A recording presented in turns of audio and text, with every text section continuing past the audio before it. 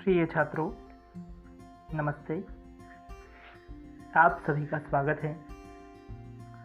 आज इस वीडियो में हम कक्षा 9वीं की गणित प्रश्नावली 1.3 का प्रश्न क्रमांक 3 हल करेंगे।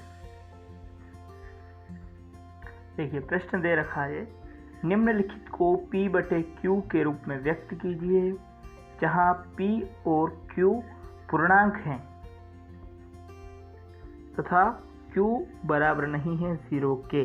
सबसे बड़ी बात ध्यान देने वाली यही है कि Q का मान 0 के बराबर नहीं है, अर्थात Q का कुछ न कुछ मान जरूर है। चलिए इसका हल देखते हैं हम। पहला सवाल दिया है 0.6 और ऊपर उसके बार लगा रखा है। बार का मतलब होता है, ये ऊपर ऐसे बार लगा रखा है, बार का मतलब होता है कि उस संख्या की बारंबारता हो रही है, बार बार वही संख्या दोहरा रहा है सवाल।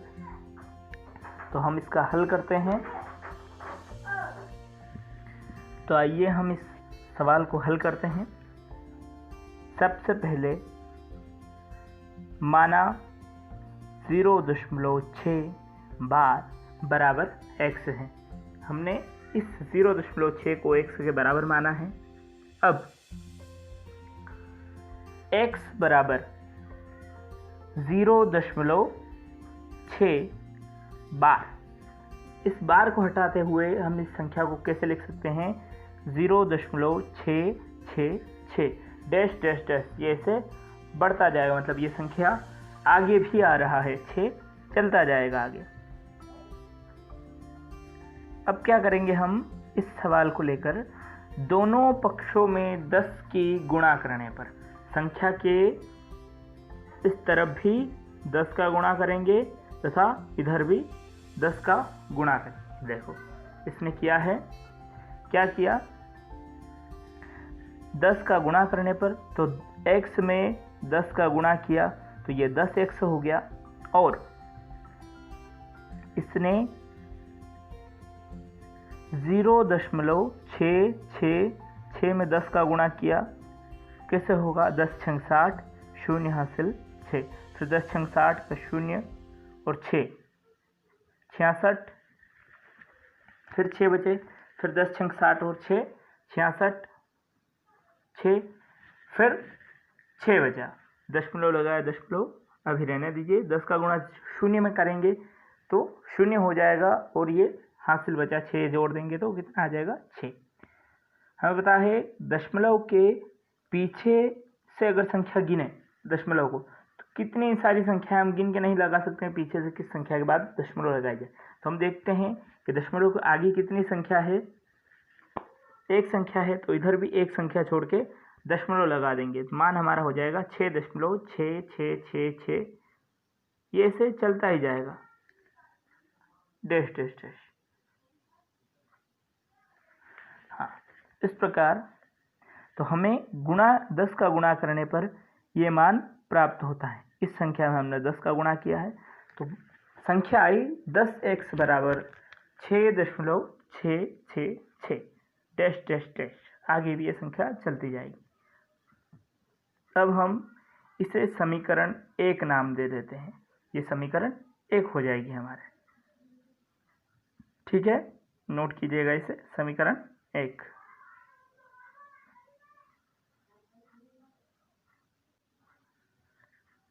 सॉरी, इसे हम समीकरण 2 नाम देंगे और इसे देंगे समीकरण 1।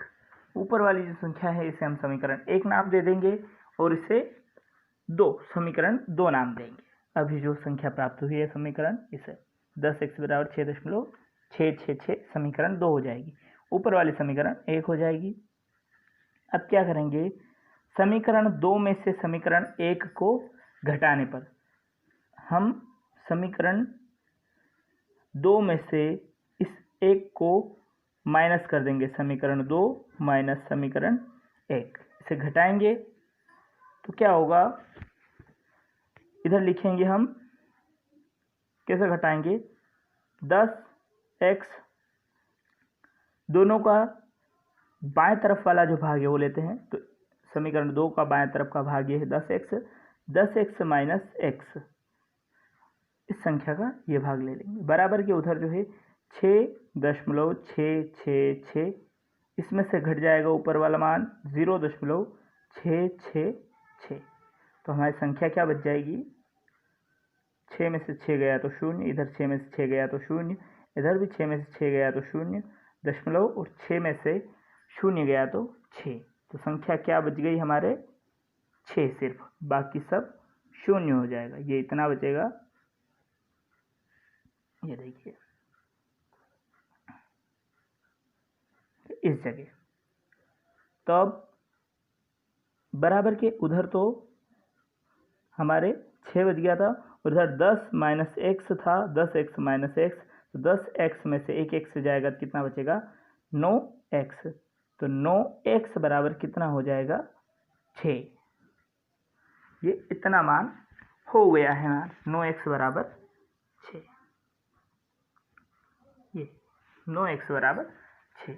अब क्या करेंगे, हम इस x को पक्षांतर करेंगे, पक्षांतर यानी बराबर के इस साइड है बाएं तरफ, इसे दाएं तरफ भेजेंगे, तो ये x जो है 9 के साथ गुणा कर रहा है, 9x हो रहा है, तो जब भी गुणा वाली संख्या बराबर के उधर जाती है, पक्षांतर किया जाता है, तो बराबर के उधर वाली संख्या के हमेशा बटे में जाती है, ये बोर्ड मास के सूत्र से हम लोग जानते हैं अच्छी तरह से, जब सवाल हल किया जाता है पक्षांतर करने पर गुणा की संख्या हमेशा भाग में जाती है, संख्या के बटे में जाती है, और बटे वाली संख्या का पक्षांतर करने पर वो गुणा में चली जाती है।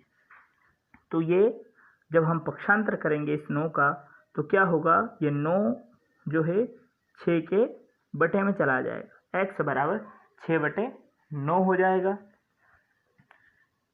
अब हम इस 6/9 को और छोटा कर सकते हैं, तो क्या करेंगे, हम 3 से इन दोनों संख्याओं में भाग दे देंगे, 3 दूनी 6 और 3 तिया 9, कितना हो जाएगा 2/3, इस संख्या को हमने छोटा कर लिया, x का मान कितना आ गया 2/3, x बराबर 2/3। अब हम देखते हैं कि हमने x किस संख्या को माना था, 0.6 बार को हमने x माना था, तो हमें x का मान मिल चुका है 2/3, तो हम 0.6 बार के बराबर में क्या लिख देंगे 2/3, और ये संख्या जो हमें p/q के रूप में प्राप्त हो गई है, हमने इस संख्या का मान p/q के रूप में परिमेय संख्या के रूप में निकाल लिया है, यही हमारा आंसर है। ठीक है, अब इस सवाल के, इस प्रश्न के बाकी 2 बचे सवाल आप लोग कीजिएगा। 0.47 और 7 के ऊपर बार लगाया गया है, ध्यान दीजिएगा, सिर्फ 4 के ऊपर बार दिया गया है, इसमें 7 के ऊपर नहीं, 7 के ऊपर बार दिया है, 4 के ऊपर कोई बार नहीं दिया गया। अगली संख्या है 0.001 और पूरे पर बारंबारता दी गई है, तीनों संख्याएं बार बार आ गई है, 001, 001। तो ये 2 सवाल आप लोग स्वयं हल करें, यदि ना आए तो मुझे बताइएगा, मैं आपको हल करके बता दूंगा।